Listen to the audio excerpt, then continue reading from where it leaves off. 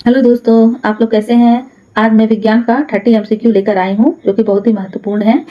आगे मैं इसका और भी लाऊंगी। इसमें विज्ञान में तो बहुत सारे क्वेश्चन होते हैं। आगे मैं फिर से लाऊंगी मैराथन। ठीक है, बढ़ते हैं क्वेश्चन नंबर 1 में। प्रकाश संश्लेषण के लिए कौन सी गैस आवश्यक है। तो इसका आंसर जो होगा वो बी होगा। क्या होगा उसका आंसर जो होगा बी होगा। कार्बन डाइऑक्साइड जो है ये पौधों के लिए CO2 का उपयोग प्रकाश संश्लेषण में करते हैं। ठीक है, आगे बढ़ते हैं क्वेश्चन नंबर 2। बल की SI इकाई क्या है। इसका आंसर जो होगा वो होगा क्या होगा, जूल। बल की SI इकाई न्यूटन है। सॉरी, न्यूटन जो है सी जो है बिल्कुल इसका करेक्ट आंसर है। आगे बढ़ते हैं क्वेश्चन नंबर सी। पानी का रासायनिक सूत्र क्या है। इसका आंसर जो होगा वो होगा ए। क्या है पानी का सूत्र जो है H2O। ठीक है, क्वेश्चन आंसर नंबर जो 1 है ये बिल्कुल सही है। आगे बढ़ते हैं। लाल ग्रह किसे कहा जाता है। इसका आंसर जो होगा वो मंगल है। क्या है, मंगल ग्रह लाल दिखता है क्योंकि इसमें लौह ऑक्साइड होती है। ठीक है, आगे बढ़ते हैं क्वेश्चन नंबर 5। रेफ्रिजरेटर में कौन सी गैस प्रयुक्त होती है, जिसको हम फ्रीज बोलते हैं। तो इसमें कौन सी गैस प्रयुक्त होती है, तो वो है अमोनिया। ठीक है, अमोनिया में जो है गैस का उपयोग शीतल मतलब ठंडा होने के लिए किया जाता है। ठीक है, आगे बढ़ते हैं क्वेश्चन नंबर 6। कोशिका सेल की खोज किसने की है। इसका आंसर जो होगा वो होगा रॉबर्ट हुक। इसका आंसर जो होगा बी। रॉबर्ट हुक जो है ये 1665 में कोशिका की खोज की थी। आगे बढ़ते हैं क्वेश्चन नंबर 7। शरीर में सूर्य के प्रकाश में कौन सा विटामिन बनता है। तो इससे बनता है विटामिन डी। क्या बनता है, विटामिन डी जो है सूर्य की किरणों से त्वचा में विटामिन डी बनता है। ठीक है, आगे बढ़ते हैं। सौर मंडल का सबसे बड़ा ग्रह कौन सा है, वह बृहस्पति है। बृहस्पति जो है सबसे बड़ा ग्रह है।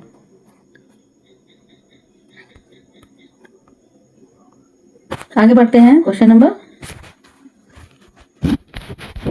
9। कार्बन का शुद्धतम रूप कौन सा है। इसका शुद्धतम रूप कौन सा है, वो है हीरा। कार्बन डाइऑक्साइड का शुद्धतम रूप है सी जो है बिल्कुल सही है। ठीक है, आगे बढ़ते हैं क्वेश्चन नंबर 10। मानव शरीर का संतुलन कौन नियंत्रित करता है। इसका आंसर जो होगा वो सेरेबेलम शरीर का संतुलन बनाए रखता है। कौन रखता है, सेरेबेलम।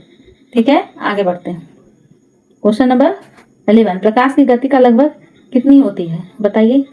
इसका आंसर जो होगा वह होगा प्रकाश की गति जो है 3 गुना 10 8 मीटर सेकेंड होती है, प्रति मीटर सेकेंड होती है। ठीक है, इसका आंसर जो है वो बी सही है। ठीक है, इसका आंसर बी बिल्कुल सही है।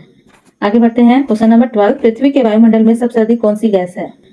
इसका आंसर जो होगा वो है कार्बन डाइऑक्साइड। वायुमंडल में 78% जो है नाइट्रोजन गैस है। कौन सा है, नाइट्रोजन गैस। ठीक है, आगे बढ़ते हैं क्वेश्चन नंबर 13। रक्तचाप मापने का यंत्र कौन सा है।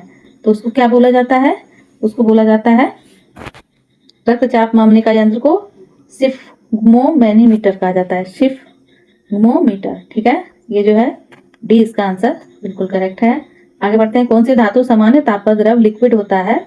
ये इसका आंसर जो होगा वो है पारा। पारा जो मरकरी जो है यह जो है कमरे में तापमान एवं द्रव रूप में होता है। आगे बढ़ते हैं क्वेश्चन नंबर 15। सोडियम का रासायनिक प्रतीक क्या है। इसका आंसर जो होगा वो होगा सोडियम का प्रतीक Na है। क्या है, Na। सी जो है इसका बिल्कुल करेक्ट आंसर है। Na जो है ये सोडियम का प्रतीक है। ठीक है, आगे बढ़ते हैं क्वेश्चन नंबर 16। पौधा जल को किस भाग से अवशोषित करता है। इसका आंसर जो होगा वह है जड़ों से। किसे, जड़ों से। सी जो है बिल्कुल इसका करेक्ट आंसर है। पौधा जड़ों से जल अवशोषित करता है। ठीक है, आगे बढ़ते हैं क्वेश्चन नंबर 17। कोशिका का पावर हाउस कौन सा है। इसका आंसर जो होगा वो है माइटोकॉन्ड्रिया ऊर्जा। क्या है, माइटोकॉन्ड्रिया ऊर्जा, जिसको हम इसका आंसर हम सी जो है ये बिल्कुल करेक्ट है। ठीक है, आगे बढ़ते हैं। मानव हृदय में कितने कक्ष चैम्बर होते हैं, जिसको इंग्लिश में चैम्बर कहते हैं। तो इसका आंसर जो होगा वह होगा इसका चैम्बर जो होता है कितना होता है, 4 होता है। कितना होता है, 4। ठीक है, इसके शरीर में मानव हृदय में 4 कक्ष होते हैं। कितने कक्ष होते हैं, 4 कक्ष होते हैं। जल के वाष्प में बदलने की प्रक्रिया क्या कहलाती है। तो ये क्या कहलाता है, वाष्पीकरण। क्या कहलाता है, जल का वाष्प में बदलना वाष्पीकरण कहलाता है।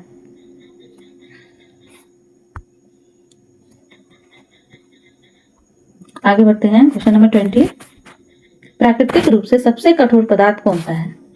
तो इसका आंसर जो होगा वह होगा कौन सा है, लोहा, सोना, हीरा या प्लेटिनम? क्या है इसका आंसर? तो इसका जो आंसर होगा वो है हीरा। ठीक है, सी जो है इसका करेक्ट आंसर। हीरा सबसे कठोर प्राकृतिक पदार्थ है। अगर आगे बढ़ते हैं, ध्वनि किस माध्यम में नहीं फैल सकती? तो इसका आंसर जो होगा, ध्वनि निर्वात में नहीं फैल सकती क्योंकि यह माध्यम नहीं होता है। निर्वात मतलब वैक्यूम। आगे बढ़ते हैं, क्वेश्चन नंबर 22। शरीर में रक्त को शुद्ध करने वाला अंग कौन सा है? तो इसका आंसर जो होगा वह होगा गुर्दे। गुर्दे में जो रक्त को छानकर अपशिष्ट किया जाता है, गुर्दे, किडनी, जिसको डी बोलते हैं, आंसर इसका डी होगा। ठीक, आगे बढ़ते हैं, क्वेश्चन नंबर 23। तत्व का सबसे छोटा कण क्या है? परमाणु। आगे बढ़ते हैं, क्वेश्चन नंबर 24। निम्न में से कौन सा नवीकरणीय ऊर्जा स्रोत है? इसका आंसर जो होगा वो होगा सौर ऊर्जा। सौर ऊर्जा जो है ये नवीकरणीय स्रोत है। ठीक है, आगे बढ़ते हैं, क्वेश्चन नंबर 25। पाचन की प्रक्रिया कहाँ से प्रारंभ होती है?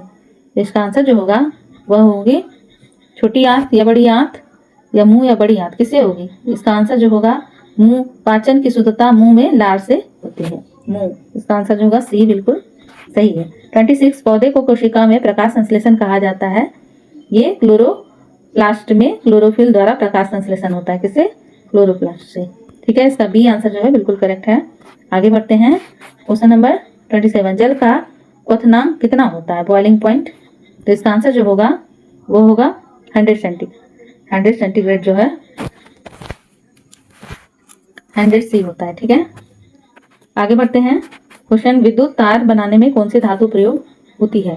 तो इसका आंसर जो होगा वो तांबा है। क्या है? तांबा जो है विद्युत का अच्छा चालक होता है। क्या होता है? तांबा जो है विद्युत का अच्छा चालक होता है। सी इसका आंसर सही है। आगे बढ़ते हैं, क्वेश्चन नंबर 29। ग्लोबल वार्मिंग के लिए प्रमुख कौन सी है? तो इसका आंसर जो होगा वह होगी CO2। ग्लोबल वार्मिंग की मुख्य गैस है CO2। ठीक है, इसको हम क्या बोला जाता है? इसको हम बोलते हैं कार्बन डाइऑक्साइड। ठीक है, क्या बोला जाता है CO2 को? Carbon dioxide. आगे बढ़ते हैं, क्वेश्चन नंबर 30। ये हमारे क्लास का लास्ट क्वेश्चन है। मनुष्य के फेफड़ों में गैस विनिमय, गैस एक्सचेंज कहाँ होता है?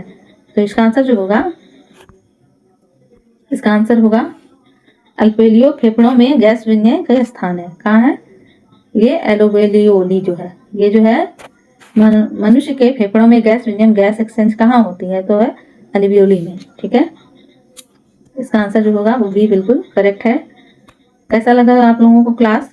भी इसका आंसर सही है, जरूर बताइएगा और ज़्यादा से ज़्यादा शेयर कीजिए, लाइक कीजिए। अगर अच्छा लगे क्लास तो एक बार लाइक का बटन दबा के बताइए कि हाँ बहुत पसंद आया क्लास, और आगे मोटिवेशन दीजिए जो कि मैं आगे क्लास ला सकूँ। ठीक है, थैंक यू फॉर वॉचिंग।